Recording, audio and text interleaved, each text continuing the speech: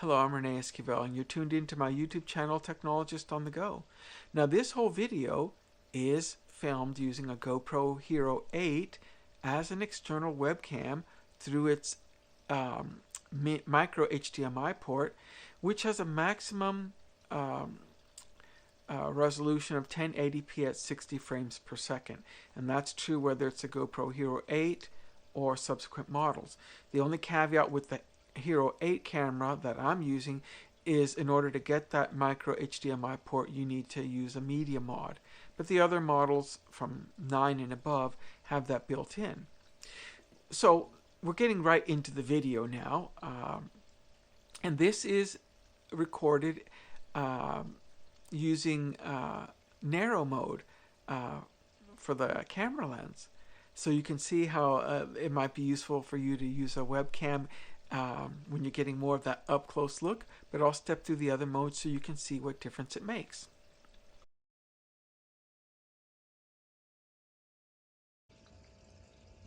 Now let me go through the settings I'm using so you can replicate this.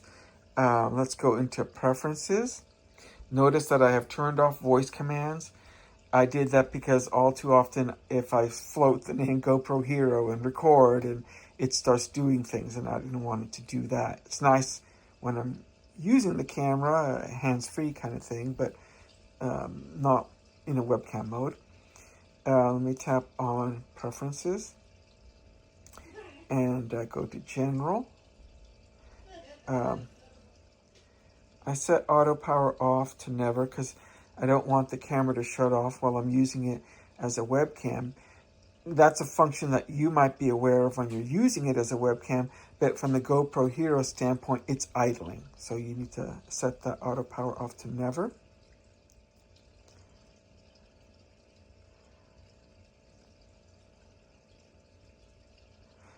In touchscreen, I set screensaver also to never, because if you don't set that, it's gonna want the camera screen to go dark. That's what screensaver means. Screen go dark, and that messes with using it as a webcam. And then for the mode itself, I said it's 1080p at 60 frames per second. Currently I'm using narrow lens. I'm not using any zoom. Hyper smooth, I turned that off because that's for image stabilization, but it does so by doing a measure of cropping on the image. Not necessary, because if you're using it as a webcam, it's presumably on some tripod or something that's keeping the camera itself stable. These are the settings I have. For the ISO, I set the max at 800, and that's for lighting in my lab. If your lab is lit a lot better, you may not have to do that. But when you look at the images you're capturing it, if it's you'll know whether you need to tweak that ISO.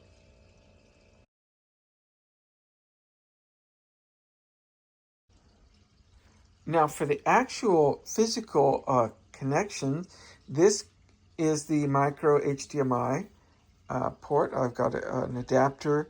I went with an adapter that supports 4K. Because that way I can use a standard HDMI cable. I didn't want to have to worry about having a micro HDMI to full-size HDMI cable. This is power, because I don't have the battery inside it. If you have the battery, the camera is going to warm up and then overheat. And overheat won't make it feel uncomfortably hot or anything, but inside it will get hot because the camera doesn't have any fans. So once it starts getting warm, it'll shut off. And so you don't want that when you're using this as a webcam. So battery out lets you use the camera for hours, actually. And this is my external mic. It's a Rode video mic. And I do that so I can have excellent audio. Now, my host system's a Mac Mini M1, and my capture device is the Camlink, and that's the Camlink 4K.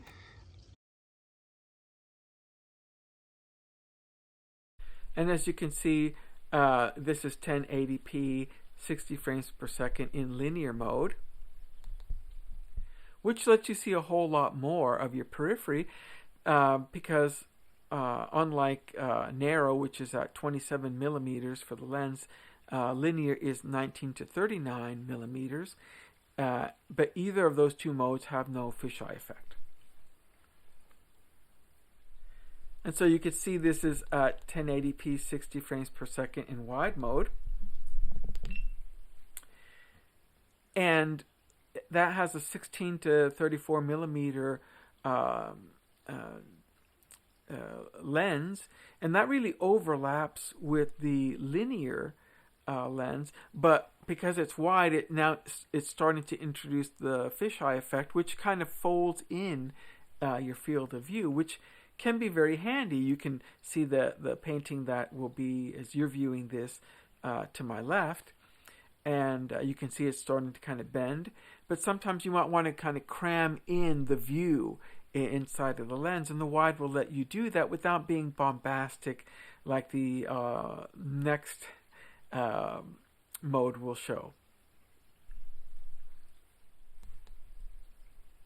Now what you're watching now is 1080p 60 frames per second in SuperView, and that obviously now has the fisheye lens going, but because of my proximity to the camera, it's not really distorting me. Of course, if I put my hand up, you'll start to see that effect, but it really does kind of fold in so much more area in the field of view. In fact, you can see that I'm actually wearing my comfort pants.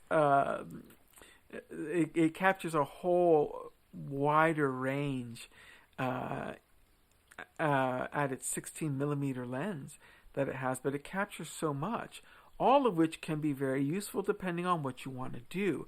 And if you wanted to do a lot of instruction and show a lot of stuff on your desk, well, you're going to capture it all in this way. If you want to go the traditional 80s VJ, where one person's in the front, another person's in the back doing their thing, kind of a cool look, yeah, you can do that with this. Okay, and those are your modes. And so, yes, this has distinct advantages over traditional store-bought external webcam. Now, while I wouldn't recommend you buying a GoPro camera just to use it as a webcam, I'm really addressing those people who have already bought one. Why leave it on the shelf collecting dust or waiting until that next, rafting trip you take? Go ahead and use it as an external webcam, primary or even secondary, and get more return on your investment. It only makes sense. Thank you for watching.